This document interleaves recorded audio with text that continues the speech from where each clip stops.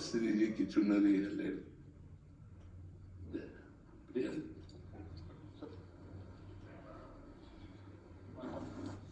राधे राधे राधे। छोटा सा गोपाष्टमी उत्सव है अभी 29 तारीख का, कल का। अपना कृष्ण गो माता का अस्पताल है। बहुत सुंदर, बहुत आपका आशीर्वाद। हाँ बहुत सुंदर। नहीं हॉस्पिटल है हमारे जी, जहाँ जो गौ माताओं का उपचार वगैरह। बहुत उत्तम बात है। धन की सो धन धन्य प्रथम गति जाकी। उत्तम धन की सार्थकता यही है कि जैसे जिन गौओं की सेवा नहीं होती या जो गौएं असमर्थ हैं, रोगी हैं, उनके दुख निवारण की बहुत बड़ी बात है। खूब भाव से चलो, भगवान का यश गाओ और स्वयं नाम जप करो और धर्म से चलो। जीवन का यही लाभ है। और जितना परोपकार कर सको, अर्थ बढ़े तो ऐसे ही परोपकार करना चाहिए। जैसे कर रहे हो ऐसे परोपकार करना चाहिए। बहुत सुंदर है। आपकी कृपा बनी रहेगा। हाँ बिल्कुल।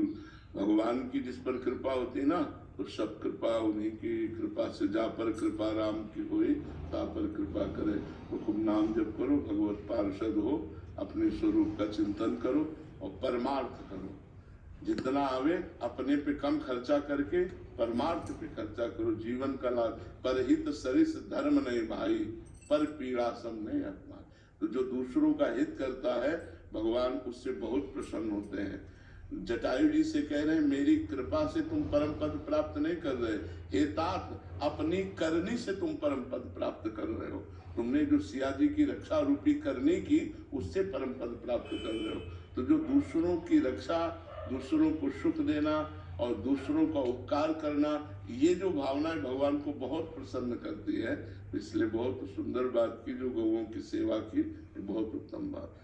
बाबा कभी कभी एक भाव आता है कि ब्रज में जन्म दिया है, हमारा खाम्बी ब्रज में आता है गाँव में। ये ठाकुर जी की सेवा है नाम जप की, लेकिन ब्रज में जन्म लेने के बाद भी ऐसी सेवा दी है कि ब्रजवास नहीं होता। हाँ देखो, अगर हम ब्रजेंद्र नंदन के आश्रित हैं और ब्रज किशोरी के चरणों का चिंतन करते हैं और हमें ये सेवा मिले कि हम जा जा करके समाज के सोए हुए लोगों को जगाकर नाम रूप लीला धाम में लगाए, तो हमें इस बात की पश्चाताप नहीं होना चाहिए कि हमें धाम वास नहीं मिल रहा, ब्रज 84 कोष में वास नहीं मिल रहा। हम उनकी सेवा में ही तत्पर हैं। बहुत से हमारे सिद्ध महापुरुष बाहर जा जा करके लोगों को जागृत किया है। अगर संत वैष्णव भागवत प्रवक्ता रासाचार्य ये ना जाए ना, तो कोई वृंदावन को और प्रभु की तरफ जाने ही ना। बहुत से सोए हुए लोग हैं जिनको घसीट करके भागवताचार्य वृंदावन लाए, जिनको घसीट कर रासाचार्य वृंदावन लाए। रास आदि के द्वारा हम ही जो आए ना, तो रास के द्वारा ही तो आए। अगर रास न देखी होती तो हमारे अंदर लोलुपता ही न बढ़ती, प्रिया प्रीतम की जो आसक्ति बढ़ी वो रास से ही बढ़ी। तो भागवत है, रास है, ये जा जा करके जो बाहर, अब जैसे रासाचार्य जन्मे ब्रज में और अधिक समय बाहरी व्यतीत होता है, यहाँ रास वहाँ रास, ऐसे भागवताचार्य का है, यहाँ भागवत वहाँ भागवत। तो हम भगवान का जस गा रहे हैं और भगवान के पार्षद हैं। हमारा चाहे जहाँ शरीर छूटे हम धाम में ही जाएंगे, धाम से बिलग नहीं जाएंगे। इस दृढ़ विश्वास होना चाहिए। हम धामवासी नहीं हो पाए, लेकिन धाम उपासी तो हैं। तो धाम उपासी और धामवासी